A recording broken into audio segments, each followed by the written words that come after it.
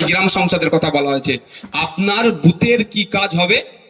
কে আবাস যোজনার বাড়িটা পাওয়া উপযুক্ত, কে কার লক্ষ্মী ভান্ডার পাওয়া দরকার প্রকৃত অর্থে, কার বিধবা ভাতা পাওয়া দরকার, কার বার্ধক্য ভাতা পাওয়া দরকার, বা কোথায় পানীয় জলের ব্যবস্থা করতে হবে, কোথায় লাইটের ব্যবস্থা করতে হবে, কোথায় ছোট্ট পোল নির্মাণ করতে হবে, অর্থাৎ আপনার বুথে আপনার মহল্লাতে যা কাজ হবে সে তার জন্য বছরের নির্দিষ্ট সময় মেনে গ্রাম সংসদ করতে হবে।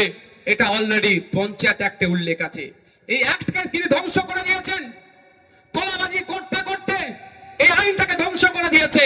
আর আদিবাসী ভাইদের জন্য, আদিবাসী অধ্যুষিত এলাকার জন্য গ্রাম সভার কনসেপ্ট আছে। ওই গ্রাম সভার কনসেপ্টটাকে সম্পূর্ণরূপে ধ্বংস করে দিয়েছে। যদি গ্রাম সংসদ, গ্রাম সভা এই দুটো কনসেপ্ট যেটা আছে যদি ঠিকঠাক থাকতো, আমার পাড়া আমার সমাধান করতে লাগতো না। তবে আপনাদের বলি, আপনারা জানেন আমি ভোটে নির্বাচিত হয়েছি 2021 সালের পরে। 21 সাল থেকে আমি গতকাল পর্যন্ত বলছি আমি মানুষের দ্বারে দ্বারে পৌঁছে গিয়েছি। আমি বিশ্বাস করি ভোটের সময় যেমন আমি মানুষের কাছে গিয়ে কাকা, জ্যাঠা, মামা, পিসি, খালা, চাচা বলে ভোট চেয়েছি, বিধায়ক হয়ে যাওয়ার পরে তাদের সার্টিফিকেটের, তাদের কাগজের, তাদের কোনো দরকার পড়ে আমার কাছে তারা কেন আসবে? 5 বছর তাদের কাছেই আমি যাব। এই জন্য আমি এক প্রকার দুয়ারে MLA, meet your MLA, MLA for people, এই হ্যাশট্যাগ দিয়ে আমি মানুষের কাছে পৌঁছে যাচ্ছি। তারপরে আপনারা দেখলেন দুয়ারে সরকার এসেছে, এখন পাড়ায় সমাধান হচ্ছে। আপনাদের বলবো যদি আপনারা আমাদের সাথ দেন, যদি সচেতন হন, কথা দিচ্ছি আপনাদের, সরকারকে বাধ্য করব আপনার দরজার সামনে অফিসারদেরকে গাদান করিয়ে দিবার। আর ভিডিওতে যেতে হবে না, পঞ্চায়েতে যেতে হবে না, আপনার দরজার সামনে অফিসার দাঁড়িয়ে যাবে। তাই বন্ধুগণ, সচেতন সজাগ হতে হবে। অন্যথায় কি হবে? কে বলবে আমি মুসলমানদের বাঁচাবো, কে বলবে আমি হিন্দুদের বাঁচাবো। আমি একটা উদাহরণ দেব। এটা শহরের মানুষ অনেক আছেন, মাইকের আওয়াজ যাচ্ছে। শহর গ্রাম সবার কথা বলছি, গ্রামের মানুষও আছেন। আজকে আপনারা বাড়ি যাবেন, যাদের বাচ্চাগুলো, সন্তানগুলো সরকারি স্কুলে পড়ে, ক্লাস 5, 6, 3, 4 এর বাচ্চাদেরকে ডাকবেন। 3, 4 এর বাচ্চাদেরকে গিয়ে অঙ্কের বইটা, গণিতের বইটা খুলে দেবেন। অনুশীলন 1 যেটা আছে খুলে দিয়ে বলবেন অঙ্কটা করত। যারা বেসরকারি স্কুলে পড়ছেন তাদের কথা বলছি, যারা সরকারি স্কুলে, সবাই তো এখানে বেশিরভাগ শ্রমজীবী মানুষ, দেখবেন পারে কি।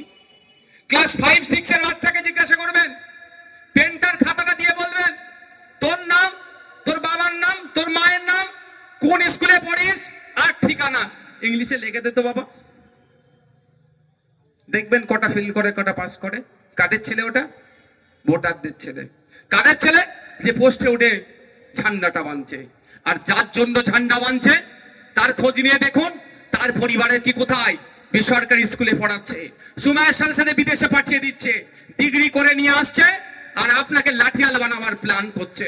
তাই আমি আপনাদের কাছে অনুরোধ করব, রাজনৈতিক মতবিরোধ থাকতে পারে, এটাই ডেমোক্রেসি।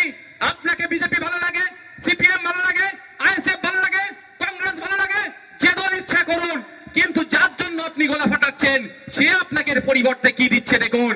আপনি গলা ফাটাচ্ছেন, কালকেও আপনার ছেলে যাতে তার ছেলের হয়ে গলা ফাটায়, সেই জন্য যত স্কুলগুলো আছে দেখুন, এই সরকারি স্কুলগুলোকে ধ্বংস করে দিয়েছে। না শিক্ষক আছে, না শিক্ষার পরিকাঠামো আছে। তাই আমাদের ঐক্যবদ্ধ হয়ে রাম রহিমকে একসাথে আওয়াজ তুলতে হবে, ফতেমা সীতাকে একসাথে আওয়াজ তুলতে হবে যে স্কুলগুলোতে শিক্ষক নিয়োগ করতে হবে। আজকে তো প্রাইমারি স্কুলগুলো কি হয়েছে, রন্ধনশালা হয়ে গিয়েছে। আর শিক্ষাদানের জায়গা আছে? দেখুন না গিয়ে।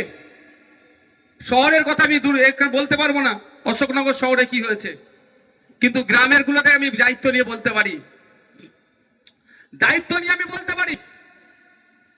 যে যদি 100 বাচ্চা থাকে, 200 বাচ্চা থাকে, একটা টিচার পাবেন যে তালা খুলছে, সেই ঘন্টা লাগাচ্ছে, সেই প্রেজেন্ট করছে, সেই মিড ডে মিলের হিসাব রাখছে। তাহলে আপনার আমার ছেলেটা পড়বে কখন ভাই? পড়াবে কখন তাকে?